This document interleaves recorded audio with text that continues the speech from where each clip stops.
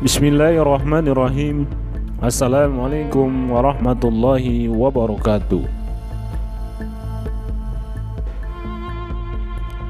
Pada pembahasan kali ini kami akan membahas tentang bukti otentik sejarah Muslimin Indonesia bela Palestina 1948.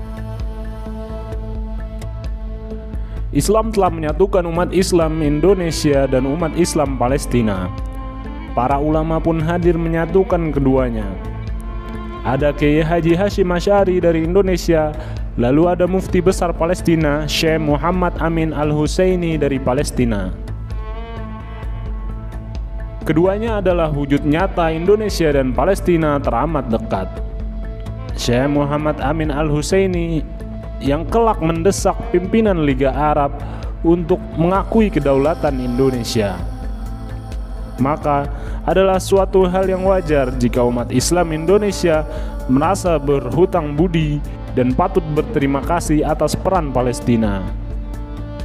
Mereka pun menunjukkan aksi solidaritas mereka dengan hadirnya gerakan Penyokong Muslimin Palestina GPMP tahun 1948. GPMP adalah bukti bahwa negeri ini bukan bermental tempe.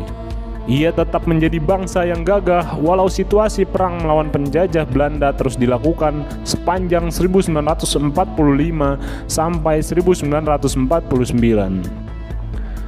Gerakan ini marak terjadi di Indonesia pasca aksi deklarasi berdirinya negara Israel di atas tanah Palestina oleh David Ben Gurion pada 14 Mei 1948. Deklarasi tersebut menuai kecaman keras dari umat Islam di berbagai belahan dunia, termasuk Indonesia.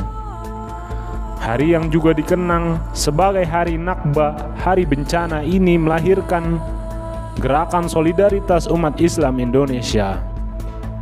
Mereka bersimpati atas peristiwa keji Israel mengusir 700.000 lebih umat Islam Palestina dari tanah kelahirannya.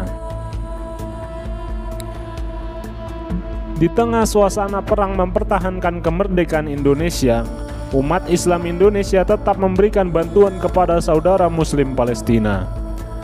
Berbagai gerakan amal untuk Palestina di berbagai kota pun muncul seperti Jakarta, Tegal, hingga Pontianak. Aksi galang dana umat Islam ini pun dimuat dalam surat kabar berbahasa Belanda. Sebuah surat kabar di Batavia, Het Dagblad, terbitan Netherlands, Dagblad Pers, pada tanggal 16 Agustus 1948 mengungkapkan bahwa umat Islam Pontianak berhasil mengumpulkan dana 6.000 gulden. Kegiatan serupa juga diberitakan oleh koran berbahasa Belanda di Semarang, De Lokomotief. Koran De Lokomotief edisi 3 Oktober 1948 mewartakan jika umat Islam di Jakarta telah berhasil mengumpulkan uang donasi hingga 10.000 pound. Selain surat kabar berbahasa Belanda, aksi solidaritas kaum muslimin Indonesia juga diberitakan oleh kantor berita Antara. Antara pada tanggal 2 Juni 1948 memberitakan tentang adanya rapat gerakan penolong Muslim Palestina. Rapat yang bertempat di gedung Misjiji Jakarta tersebut menghasilkan sejumlah keputusan penting. Keputusan penting yang ditetapkan dalam rapat tersebut salah satunya tentang pengiriman pesan kawat. Panitia mengirimkan surat kawat kepada organisasi kemanusiaan Hilal Ahmar dan Mufti El-Husaini. Antara dalam beritanya, seperti yang dimuat dalam buku berjudul Kronik Revolusi Indonesia 1948, menuliskan tentang maksud dari pengiriman pesan kawat tersebut. Pesan kawat tersebut berisi tentang pernyataan kesanggupan dari golongan-golongan Indonesia, Arab, Pakistan di Indonesia untuk membantu bangsa Arab di Palestina. Dalam ulasan di buku kronik tersebut disebutkan pula bahwa pertunjukan amal di Alhambra tanggal 28 Mei 1945 mendapat hasil bersih 5.000 pound sterling dan acara serupa akan terus dilanjutkan kembali. Antara juga mengungkapkan adanya balasan dari Mufti Al-Husaini. Ia berterima kasih kepada umat Islam Indonesia. Ia juga mendoakan agar acara GPMP bisa berjalan dengan baik dan lancar serta memuaskan. Mufti Al-Husaini pasti memahami bahwa pada saat yang sama umat Islam Indonesia juga sedang dalam kondisi yang sulit. Sejak memproklamirkan diri sebagai negara merdeka, Indonesia terus mati-matian berjuang mempertahankan kemerdekaannya. Kita tidak mungkin lupa dengan peristiwa resolusi jihad Kiai Haji Hasyim Asy'ari pada tanggal 22 Oktober 1945. Lalu keluarnya Komando Jihad Muhammadiyah atau Amanat Jihad Muhammadiyah pada 28 Mei 1946. Puncaknya kita juga tidak akan lupa dengan banyaknya upaya pendudukan kembali Belanda di berbagai tempat di Indonesia, di mana upaya pendudukan dengan dibarengi agresi militer Belanda terus terjadi terutama Sumatera, Jawa, Kalimantan, hingga Sulawesi.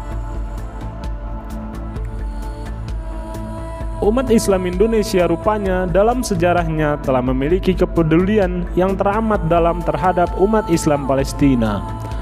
Hal ini dibuktikan dengan salah satu peran media Islam sejak tahun 1936.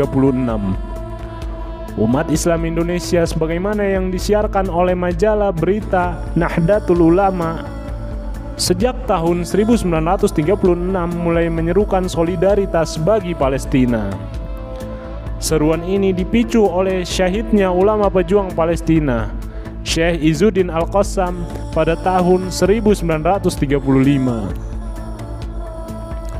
Selanjutnya, BNO juga memuat seruan Kunut Nazilah dari Kiai Hasyim Asy'ari. Majalah BNO edisi nomor 22 tahun ke-7 memuat tentang teks Kunut Nazilah yang ditujukan untuk umat Islam Palestina. Seruan Kunut Nazilah ini bahkan diserukan kembali ketika Israel dengan kejinya mengusir 700.000 umat Islam Palestina serta mengumumkan pendirian negara Israel. Pembacaan kunut dilakukan setahun berturut-turut sejak Mei 1948. Selain seruan kunut, upaya menggalang dana juga dilakukan di tengah-tengah upaya memperoleh kemerdekaan Indonesia. Hal ini ditandai dengan keputusan resmi dari Majelis Islam A'la Indonesia dalam forum sidang pada Oktober tahun 1939.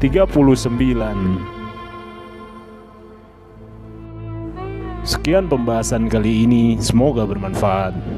Jangan lupa like, share, dan subscribe channel kami agar terus dapat mengikuti perkembangan update video dari kami. Wassalamualaikum warahmatullahi wabarakatuh.